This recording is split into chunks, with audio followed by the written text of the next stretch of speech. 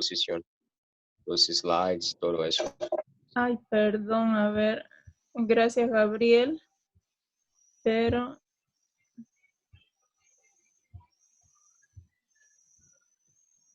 espérenme 2 segundos.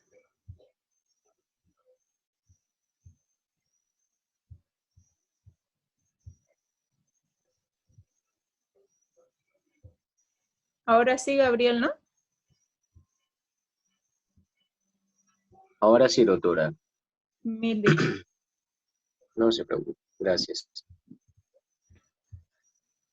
Entonces, como les decía, jóvenes, acá ya en lo indiferente y lo evasivo era precisamente que teníamos que hacer una diferenciación entre el paciente que tiene psicosis y entre el paciente que en realidad oculta algo y que tal vez tiene que venir más con algún problema o o algún tipo de personalidad ya sociópata, psicópata, algún disocial o o algo referido con algún limítrofe. Entonces eso es importante que tomemos en cuenta. El dramático ya es aquel que va a hacer un teatro, va a hacer seguramente algún tipo de show frente al entrevistador o frente a las personas que lo están trayendo ahí al mismo lugar donde se lo entrevista. Casi siempre este drama viene relacionado como en telenovelas, ¿no es cierto? Como que me voy a morir, como que me va a pasar algo, que si no estás conmigo. Entonces, casi siempre es una parte bien característica del paciente que tiene trastorno borderline de la personalidad. Entonces, este paciente siempre tiende a ser manipulador, bien dramático y a tener estas características.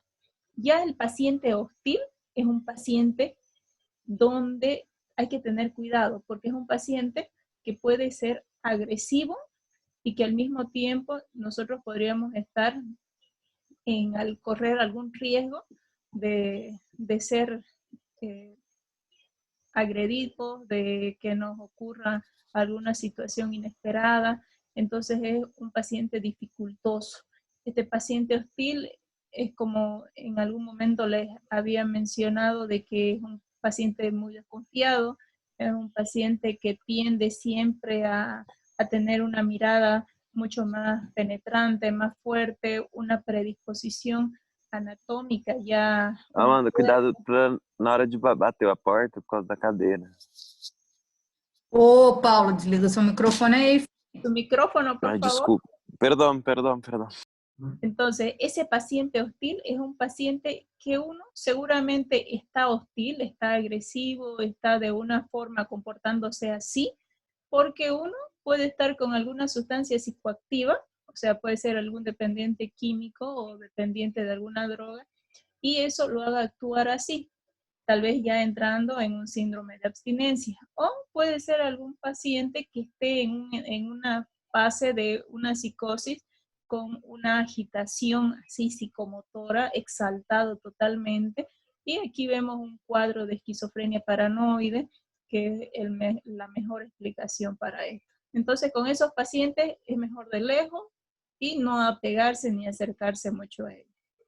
Y ya el paciente seductor es un paciente, el nombre lo dice, un paciente que va a ir a buscar una forma de cómo seducirte, de cómo enamorarte, de cómo acercarse, de cómo escribirte algo, darte alguna flor, buscar la forma de llamar tu atención.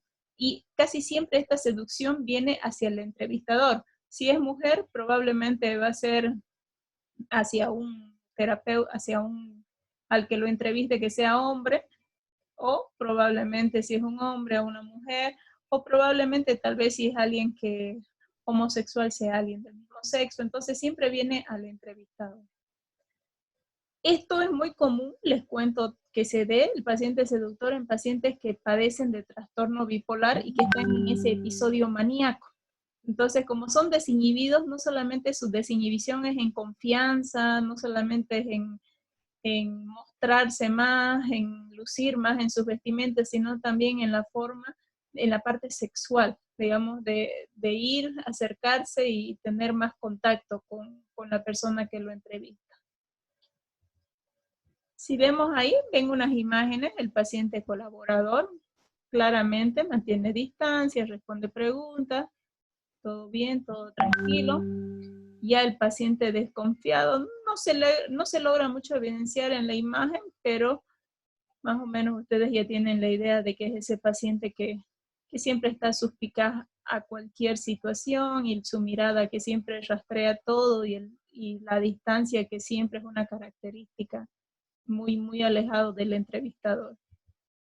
El paciente dramático, creo que esa imagen vale por 1000 palabras, ¿no? Siempre así haciendo movimientos de los brazos, de las manos, colocando en la frente, sintiendo que se va a morir o le va a pasar algo. El paciente hostil, si ven ahí en la imagen hay un objeto cortante que precisamente hay que tener mucho cuidado con estos pacientes. El desconfiado evasivo. Miren, acá es interesante ver esto porque en el paciente, bueno, en realidad en el lenguaje corporal, cuando avancemos eso, van a ver que una de las características de el no querer tener una conversación con el otro, con la persona que lo está entrevistando, hace que los brazos siempre vayan cruzados. Es una forma de rechazar, de negar el acceso de la otra persona. Entonces, es una característica bien singular. El seductor, mostrando ahí un poco con su vestimenta. Y bueno, ahí concluimos con lo que es el tema de aspecto y actitud. Ustedes me dicen, jóvenes, si tienen alguna pregunta o si desean que repitamos algo. Yo, doctora, Doctora. tenía una duda cuando habló al paciente manipulador, que usted dijo que va a tener una personalidad y esa palabra no logré captarla. Una personalidad. La personalidad de tipo borderline o limítrofe. Esa personalidad es un trastorno de personalidad que cuando lleguemos a psiquiatría, si es que siguen conmigo, o bueno, incluso podemos hablarlo, que es un trastorno dentro de todas las clasificaciones de la personalidad, que precisamente es aquel paciente manipulador, aquel paciente dramático, aquel paciente que puede en algún momento intentar autoagredirse o autolesionarse, y que siempre va cargado de mucha ira, de mucha frustración, de un sentimiento de vacío que realmente es lo principal en esta persona. Entonces, una característica bien común es de manipular, siempre de todo buscar a su conveniencia y sacar de eso un provecho. Ya, doctora, muchas gracias. Doutora? Sí, Mona Lisa. Sim. O paciente pode ter, por exemplo, acerca de sua atitude, pode ser sedutor, pero desconfiado. Ahora, mira, hay varias cosas, Mona Lisa, que pueden ir de la mano. Por ejemplo, un paciente con confianza excesiva puede ser seductor al mismo tiempo. Un paciente desconfiado puede ser un hostil. ¿No es cierto? Si ustedes me casan, o sea, van de la mano. Pero hay pacientes que al mismo tiempo sea mutista y sea totalmente dramático. ¿Ustedes creen que tiene alguna característica similar? No, no tiene, porque el mutista no habla nada. Está alejado completamente del mundo solo. En cambio, el paciente dramático hace un show, habla un montón de cosas, siempre buscando busca que ser el centro de atracción, entonces es totalmente distinto. Sí en un paciente pueden haber 2 o 3 actitudes, pero que vayan ligados de la mano, que vayan juntos, que sean consecuentes, en otras palabras. Y no sé, pero creo que también quizá hay algunos que de la nada están llorando y riéndose. Ajá. No sé, bipolar. Mira, ese precisamente Mateus, ¿no? Paulo. Perdón, Pau. Mira, ese paciente que de la nada está llorando, que de la nada está riendo, tal vez puede entrar en un paciente con una actitud de tipo pueril, porque es medio infantiloide, está riendo, está llorando. O podría entrar en un paciente dramático. Habría que ver todo el contexto en la entrevista que le estás haciendo a ese paciente. Porque la entrevista, no se olviden que dura entre 45 minutos a 1 hora. Entonces, por ahí se comportó así, solamente unos 15, 20 minutos o unos 5 minutos al ingreso y después toda la entrevista estuvo tranquilo y te colaboró enteramente en todo lo que hiciste. Entonces, lo que más va a pesar va a ser el tiempo en toda la entrevista que ha estado el paciente contigo. Sí, sí. Doctor. Muchas gracias, doctora. Ya. Bueno, cuando usted habló de aspectos y todo eso, cuando estaba hablando básicamente de un ejemplo de un paciente, cuando hablaba del aspecto de su vestimenta y todo eso, usted citó el término manía. ¿Será que puede dar un concepto objetivo de manía? Porque va relacionado con trastornos de bipolaridad o episodios de manía. Eso. Sí, muy bien. Mira, dentro de lo que es la parte de afecto, cuando lleguemos a afecto, la parte de emociones, de sentimientos y de estado de ánimo y humor, vamos a ver la parte de manía, pero igual me adelanto ahora porque ahí vamos a ver manía y depresión. Claramente hay un trastorno que se llama trastorno bipolar. Precisamente este trastorno bipolar, que es un trastorno afectivo, tiende a tener una línea en donde se eleva el estado de ánimo y cursa a una manía. O se disminuye el estado de ánimo, que es lo normal, y pasa a una depresión. Ahora, la manía, ¿cuándo se habla que un paciente tiene manía o es maníaco? Que es lo mismo, ¿ya? Para que no haya confusión. Cuando un paciente tiene manía, hay un estado de ánimo que está totalmente elevado, exaltado y exagerado. Estamos hablando que ese paciente está eufórico, como cuando van a ir a ver a una persona, van a ir, no sé, a su equipo a van a ir a disfrutar de su equipo de fútbol y se van con todas las pilas y todas las ganas y disfrutan el gol, ¿no es cierto? Y se ponen así contentos y totalmente alterados por lo que, o sea, están disfrutando esa sensación. El paciente maníaco está así todo el tiempo con ese estado de ánimo súper exagerado. Ríe harto, habla un montón, piensa un montón, o sea que su pensamiento, además de estar exagerado, hay un montón de ideas que fluyen, pero al mismo tiempo, como fluyen, y su lengua no puede controlar, también hay una distorsión en cómo atiende. Las percepciones que tiene están totalmente distorsionadas. Lo que puede cometer son errores con las personas que se encuentran a su alrededor. Por eso es que tiende a seducirla, a tener confianza excesiva, por eso es que tiende a incluso a veces a tocar y acercarse a otras personas de más, porque no hay como que un corte en lo que está pensando, en lo que está diciendo y en lo que está haciendo. Son personas que las ves que están corriendo de un lugar para el otro, personas que no duermen varios días porque también se altera su sueño, personas que están despiertas 24 horas por más de una semana. Entonces, una característica de una particularidad de esta manía es que precisamente se acompañen con todos esos síntomas que ya te he dicho, que precisamente es una clasificación del trastorno bipolar con episodio maníaco. Doutora. Muy bien. Doutora, los sintomas que você acabou de hablar para Gabriela, o que diferencia de la personalidad borderline? Primero, a ver, el trastorno bipolar es un trastorno que cursa entre episodios de manía y depresión. Es claramente identificable porque o está maníaco, o sea, con todos esos síntomas de aceleración entera en lo que piensa, en lo que dice, en lo que hace, o pasa una fase que pasa 1, 2, 3, 4, 5, 6 meses y pasa a una fase depresiva, donde está totalmente deprimido, total, aislado, solo, se quiere morir, pura alteraciones en pensar ideas de suicidio, minusvalía, todo eso. Pero es otra fase. Ahora, diferencia del trastorno borderline, en el trastorno borderline de la personalidad, son como que pequeñas fases de manía y de depresión, cortitas, que no llegan así a aislarse, que no hay pérdida no hay alteración en el lugar donde se desenvuelven, en la parte social, laboral, o sea, siguen trabajando, siguen haciendo sus funciones, siguen estudiando, todo bien, son madres, son padres, etcétera, pero hay como que pequeñas depresiones, hay como que pequeñas alteraciones, como que pequeñas manías, como que pequeñas, en realidad ni siquiera llegan a ser manías, sino hipomanías.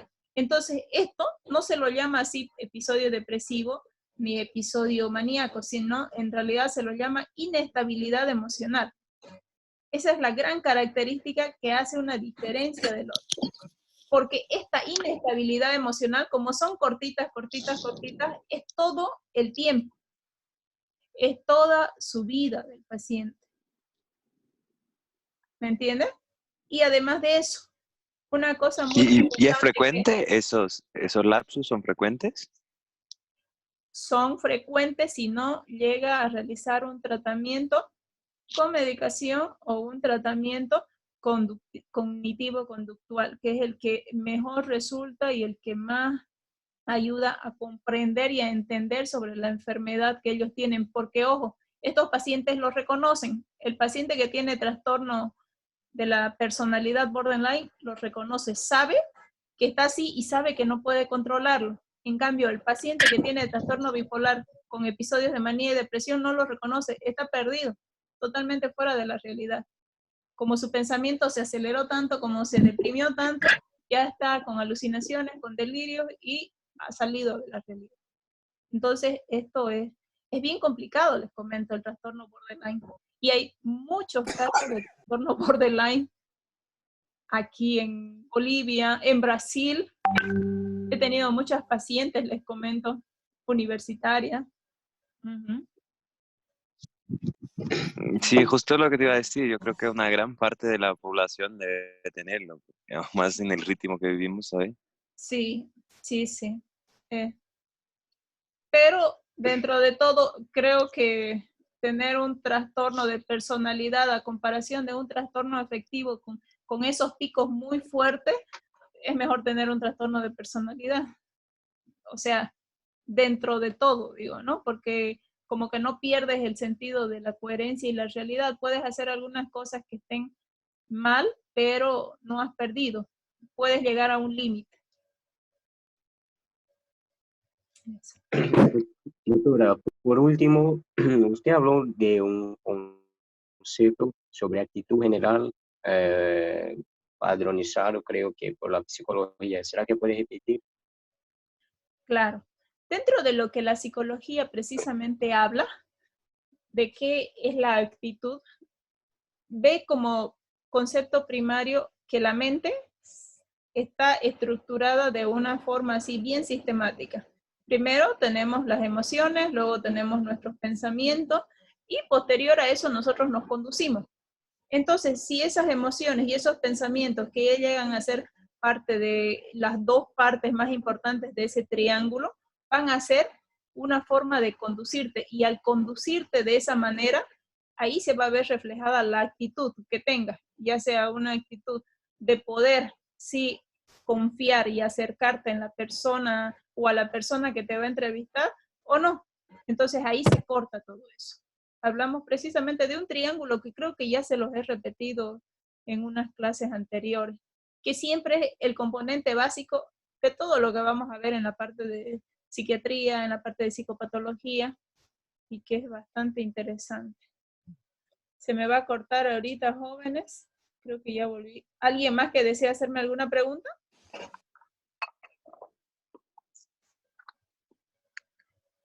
Doutora, só uma perguntinha. Sempre a vestimenta vai influenciar o transtorno que a pessoa está tendo? Ou não? Les cuento que es un factor importante. Algumas pessoas podem ter depressão e podem estar com bom vestimenta, boa higiene, y algunos no. Hay que hacer una diferencia, Tania, ¿no? Sí. Hay que hacer una diferencia porque la depresión tiene varios estadios y varios episodios.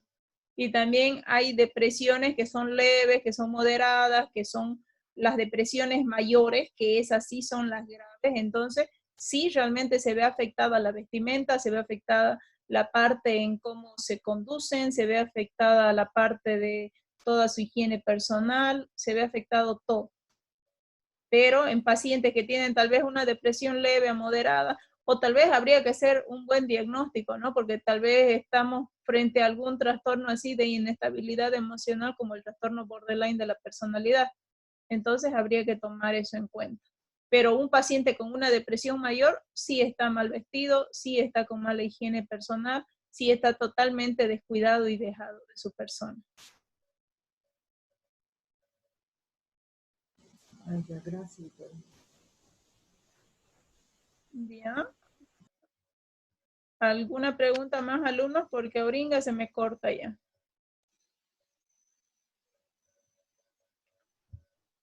Nada más, ¿no? Doctora, ¿algo más nos podría decir sobre los mutistas? El que no habla, el que no Sobre el quiere mutista. hacer- El mutista es Sí. un paciente que no habla nada.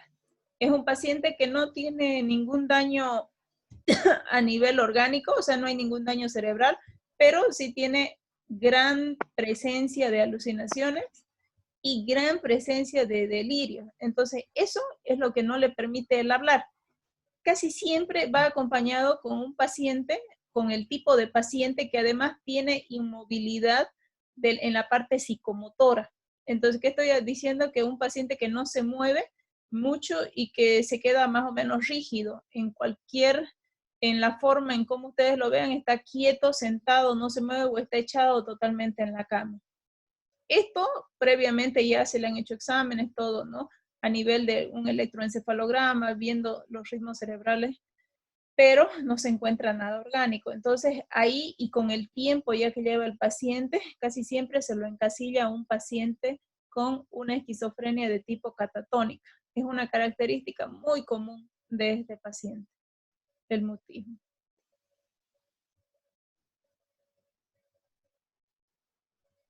Ya, doctora, muchas gracias. Ya, Pero jóvenes. algunos poco, pero comunican, ¿no? Hay algunos que sí Hay comunican, algunos. pero son así monosílabos, sí, ya, pero no hay Sí, sí. A más, veces no con hay. gestos nomás, ¿no?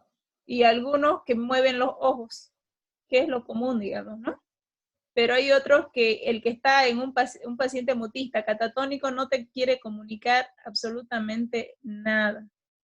Nada, nada, nada. Y ahí ya es más dificultoso porque hasta para comer, hasta para ir al baño, o sea, es bien dificultoso su manejo. Es bien de psiquiátrico. Y no es algo que se adquiere, ¿no? Uno nace No. con eso y listo, ¿no? Sí, en realidad pues la herencia, ¿no? Lo que se transmite es un factor, pero no siempre puede ser el predisponente, sino también otras alteraciones que se hayan visto a nivel de las relaciones que tuvo desde la infancia, algunos eventos traumáticos, en fin, toda una serie de componentes sociales, Sí, psicológicos que hayan podido sí, dar justo eso lugar. te iba a preguntar, porque he visto de unos casos de unos niños refugiados que han pasado por traumas y nunca más han vuelto a hablar. ¿Encajarían en eso también Mira, o que sería es otra algo cosa? interesante. Y nunca más han vuelto a hablar y antes tenían una normal habla. Sí, sí, normal. Habría que ver, porque te De- cuento que hay trastornos de la comunicación que ya en este último manual, el DSM-5, han aparecido, que antes no se los tenía diagnosticados. Entonces hay trastornos donde se va perdiendo la comunicación. Tienen en un tiempo sí, buena comunicación, fluido, hacen, obedecen, todo como un niño normal y después empiezan los problemas de comunicación. Y en esos de comunicación precisamente también entran los de deterioro social, los de relacionamientos, donde entra autismo, Asperger y otras cosas más.